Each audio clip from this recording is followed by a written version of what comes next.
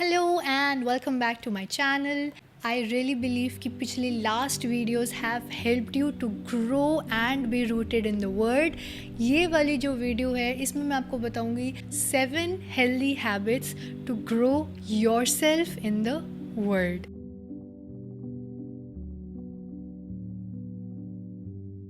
Number 1 is to reflect, and reflect means कि जब भी आपने कोई पैसेज या कोई स्क्रिप्चर पढ़ा है, you are sitting in silence and asking yourself कि आपने इसमें से क्या सीखा है. What is God speaking to you?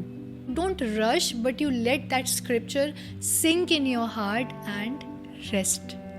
Second is, जो मैंने हमेशा एम्फसाइज किया है, दैट इज जर्नलिंग. जो भी आपकी थॉट्स है, आपकी फीलिंग्स है, कोई कीवर्ड है, कोई फ्रेज है जो आपको हाईलाइट हुआ है या पिता ने आपको इसके बारे में कुछ बताया है, या फिर जो भी आपने पढ़ा है उसको आप पर्सनल लेवल पे कैसे अप्लाई कर सकते हो अपनी लाइफ के अंदर. और it could be a prayer या फिर you responding to what you have read. That is why you jot down notes in order for you to understand and remember कि आपने क्या पढ़ा है. Number 3 is to pray on what you have just read. For example, the scripture is forgive and you will be forgiven. तो आप इस scripture को अपने heart में रखते हो and you ask the Lord कि पिता help me to actually forgive my enemies. अगर कोई ऐसा है जिसको मैंने अभी forgive नहीं किया, give me the grace, Father. Help me to be generous in forgiving, जिसमें मैं अपने heart को hard नहीं कर रही हूँ.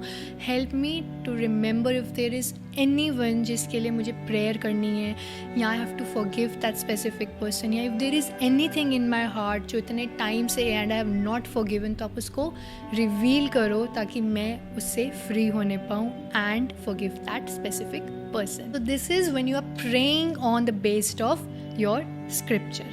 Number 4 is apply it. सोचो कि आप पूरे दिन में उसको कैसे अप्लाई कर सकते हो. फॉर एग्ज़ाम्पल, हो सकता है कि ड्यूरिंग द होल डे ऐसे कोई सिचुएशन आती है जिसमें I have to forgive someone, तो आई मेक श्योर कि मैं डिले नहीं कर रही हूँ फॉरगिवनेस में, but I am very easily forgiving that person. तो जिस भी स्क्रिप्चर को आप पढ़ रहे हो, थिंक कि आप उसको कैसे अप्लाई कर सकते हो in your daily life. For example, if it is love, making sure कि आप कैसे आज एक स्पेसिफिक तरीके से लव को पोर्ट्रे कर रहे हो in other people's life.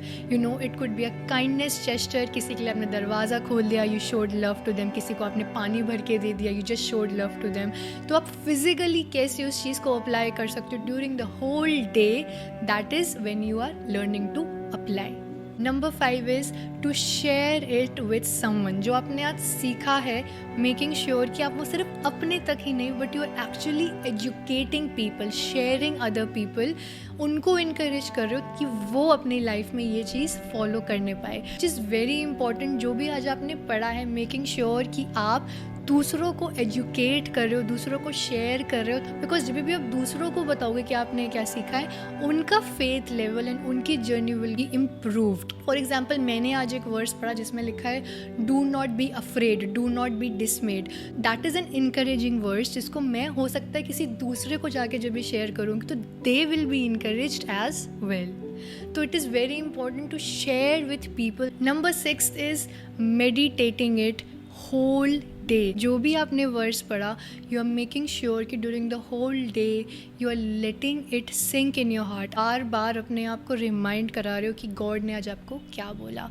For example आपने बाइबल वर्स पढ़ा, यू आर माई रॉक। तो जब भी आपको टाइम मिल रहा है in the whole day, you are just sitting and just reminding yourself that yes father, you are my rock and my fortress. कुछ भी आप करो ड्यूरिंग द होल डे, आप खाना खा रहे हो, आप पानी पी रहे हो, you are walking, you are standing, you are talking to someone, you are just sitting idle, reminding yourself constantly कि येस, उन्होंने मुझे आज बोला था कि he is my rock and my fortress. So that is how you meditate on the word. And the last is thanking God for what he has spoken. Again very important practice कि जो भी आज आपने पढ़ा, आपने समझा, you meditated, you are thanking the god for this amazing and precious time that you had with him. Always end with gratitude and praying कि help me God, कि जो मैंने आज सीखा वो मैं उसको आज अपनी लाइफ में अप्लाई करने पाऊँ. और it could be thanking God कि आज मैंने ये वर्ड सीखा, help me कि मैं उसको आज दूसरों तक शेयर करने पाऊँ. So you always end with gratitude.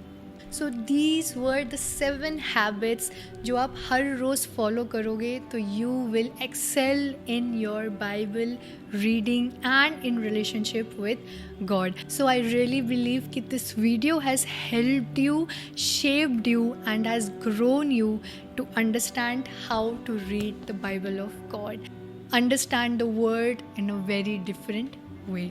So may God bless you and have a great day ahead of you. And definitely don't forget to subscribe if you haven't, and definitely share it with your friends जिनको ये 7 healthy habits to grow in the word of God की ज़रूरत है.